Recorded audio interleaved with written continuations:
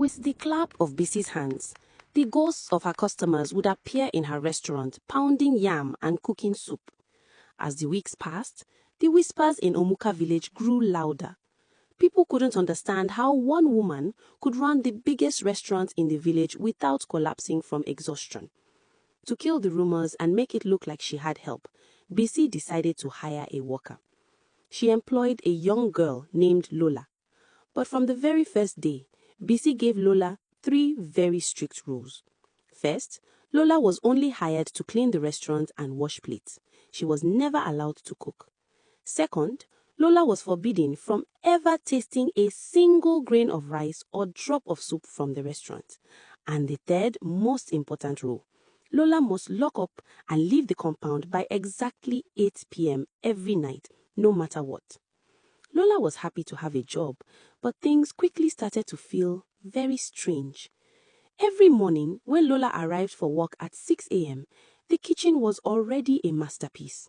10 huge, heavy iron pots of different soups and perfectly steamed rice would be sitting on the fires, ready to be served. Lola would stare at the massive pots in shock. How was this even possible? There was no way her boss could wash meat, blend fresh tomatoes, and cook 10 giant pots all by herself overnight. The mystery was eating Lola alive. She needed to know who or what was helping Bisi. One evening, instead of going home at 8 p.m., Lola pretended to leave. She locked the front door, but quietly slipped back inside and hid herself behind some empty sacks in the dark kitchen. She waited, her heart beating fast. But the day had been so stressful that as the hours passed, Lola's eyes grew heavy. Without meaning to, she fell fast asleep.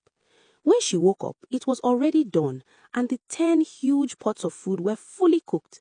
She had missed everything. But Lola was stubborn. She was eager to uncover the truth, so she decided to try again the second night. This time, she was prepared. She hid in her spot and forced her eyes to stay open. The village was dead silent. The hours dragged on.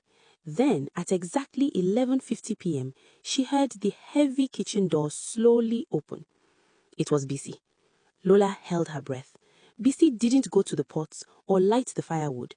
Instead, she stood perfectly still in the dark kitchen. She reached into her clothes and pulled out a blood-red handkerchief.